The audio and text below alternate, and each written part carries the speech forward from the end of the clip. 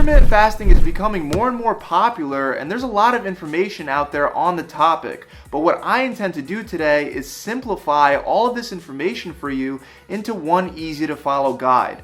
And what I would really like for you to get out of this video would be the principles behind why intermittent fasting works, so you can apply it to your diet in a flexible way.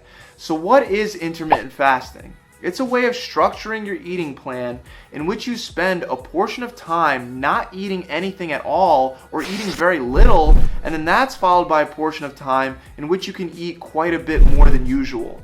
There are a bunch of popular ways to set up your feeding and fasting windows. For example, the lean gains, otherwise known as the 16-8 method, is one of the most popular approaches.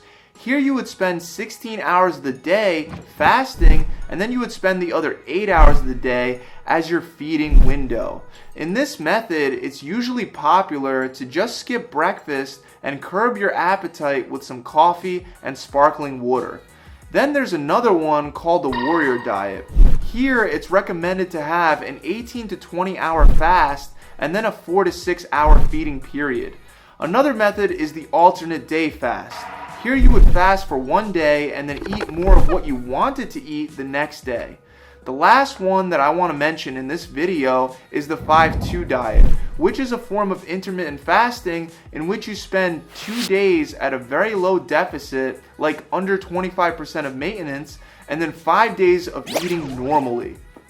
Now the crazy thing is that even though these methods are pretty much very different from each other, they can all work. So what does this tell us about intermittent fasting?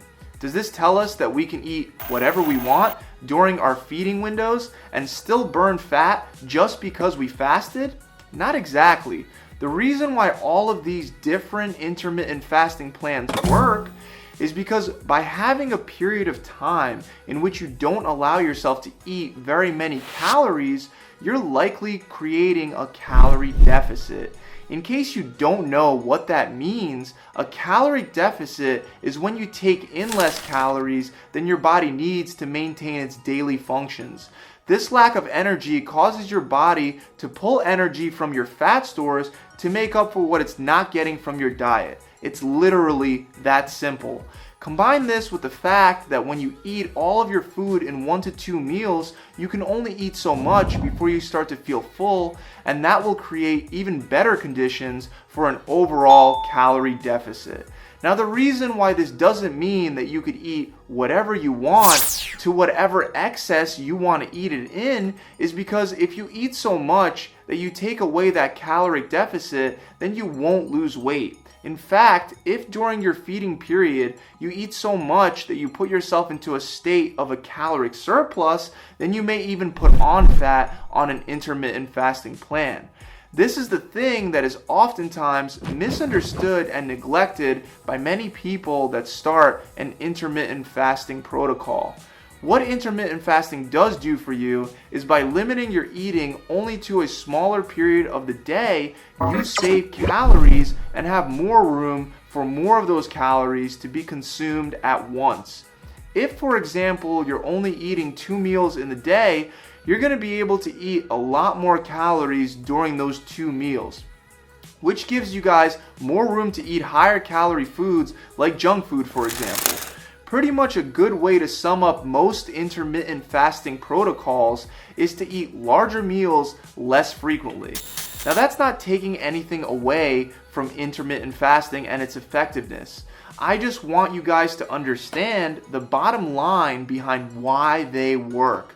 Because if you can understand that, then you don't need to be bound to any kind of one diet, not even intermittent fasting. Your diet can be more adaptive based on your life, and it could work for you rather than something that you have to obsess over. The whole point of intermittent fasting is for us to see that obsessing over meal frequency and losing muscle mass and about our diet in general is unnecessary.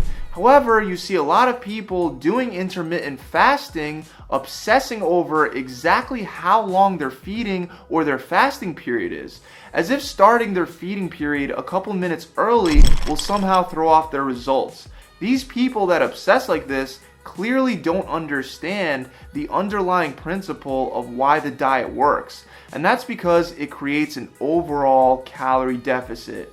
If you add an extra 30 minutes to your 8-hour feeding window, it doesn't matter at all as long as you still create that caloric deficit.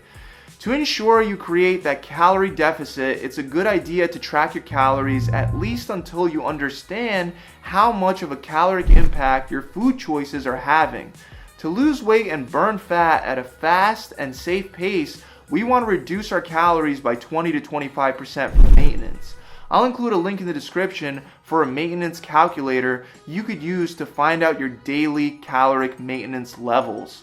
Now, once you subtract 20 to 25% from maintenance, you'll have the amount of calories that it should take for you to burn fat.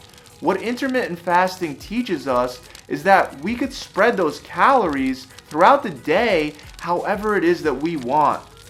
We can also spread those calories throughout the week in a flexible way. You don't have to stick to any one approach. You could do a 24-hour fast today, a full day refeed tomorrow, a 17-hour fast the next day, followed by a 9-hour feeding period. It doesn't matter. What matters is that you hit your deficit target overall for the day or the week or the month. These different protocols like the Warrior Diet and the Lean Gains Diet and the 5-2 Diet are just there to help. They're not supposed to be taken as strict rules.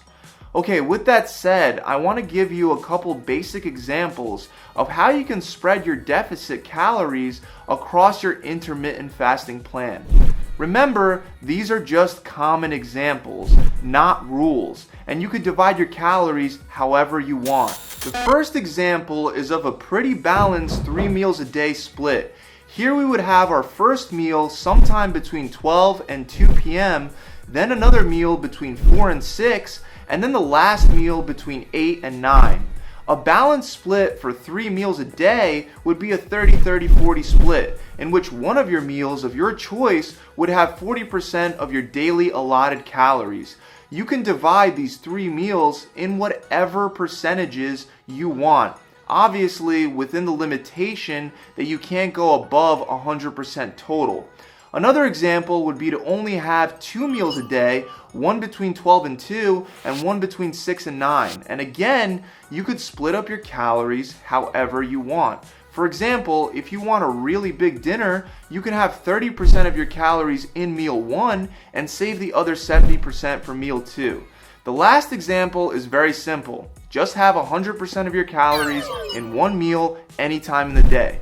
I hope you see that you could really structure this however you want as long as you understand the reason why this works. When you understand that it's all about the overall calorie deficit, you can even use intermittent fasting on and off in your plan to counterbalance cheat days. For example, if you have a really bad cheat day where you have a really high amount of calories, you can balance that out over the next couple days, or maybe you just fast for a whole day and then go back to a more regular eating plan the following day. So that's it, guys. I really hope this video has helped you guys out. Remember, don't be a slave to your diet plan. Your diet plan should serve you. If you guys enjoyed this video, remember to leave it a big thumbs up and comment down below, and subscribe to the channel if you'd like to see more tips and tricks just like this one. I'll see you guys next time.